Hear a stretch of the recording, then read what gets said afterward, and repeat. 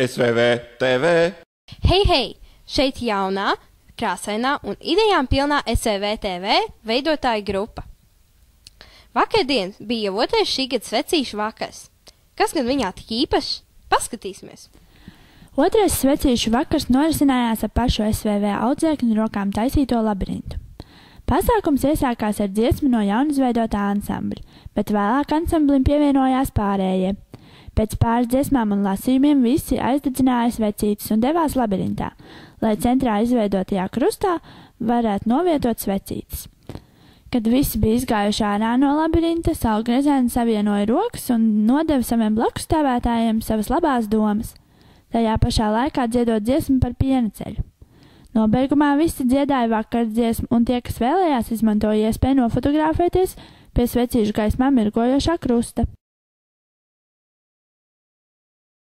Šodien mūsu korespondents Silva iztaujāja tekstilu skolotāju Aivu par ikdienišķām un netik ikdienišķām lietām. Kādām? Nāc, skatīsimies! Sveiki, Aiva! Sveicināti! Kas tev pamudināja pievērsties tekstilam? Tikai un vienīgi Ilis Greišmani. Vai esi nolēmusi nākamajās olimpiskajās spēlēs pieteikt savu disciplīnu ātršūšanu? Ņemot vērā šīs vasaras panākumus ātršūšanā, es domāju, ka viena komanda jau ir stabili nokomplektēta. Ir dzirdēts, ka džemperu izdaļošanai tu izmanto skrūvus un tam līdzīgas celtniecības materiālus. Vai esi apsvērusi iespēju pievērsties mašīnu detaļām? Tā varētu būt viena no versijām, bet kas to zina? Varbūt nākamā vieta rosinās uz kaut ko citu. Un, ja tev būtu iespēja mainīt SVV simbolu, kā tu to mainītu un kā tu izmantot šo iespēju?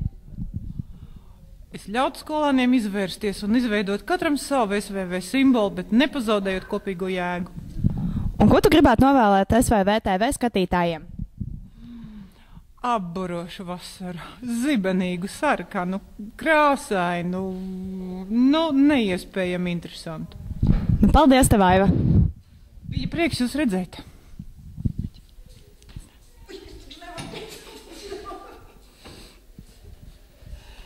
Tā bija reportāža kopā ar Aivu un viņas manikenu. Brigitas stikla darbnīcā mēs redzējām, kā viņa taisa stikla mozaīkas ar dažādiem, ļoti komplicētiem paņēmieniem. SVV TV nolēma, ka tas mums ir par sarežģītu, un tā radās ideja parādīt skatītājiem ātrāku un vienkāršāku veidu, kā pagatavot mozaīku. Ņemam košļus un cītīgi sakošļājam.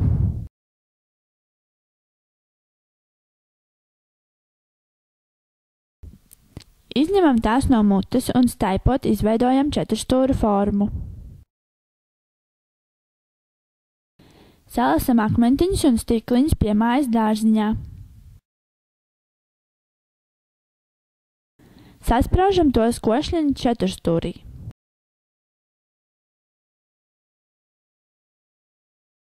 Un mozaīka ir gatava.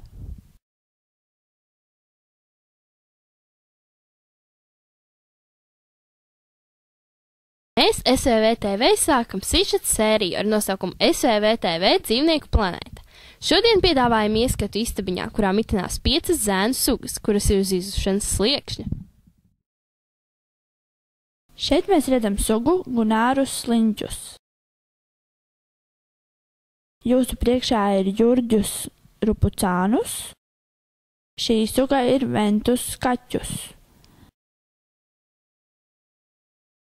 Lūk, tā izskatās cielavus stitus un visretāk sastopamā suga renārus zivjus. Zemāk SVV TV. Tas nu šoreiz arī viss. The end!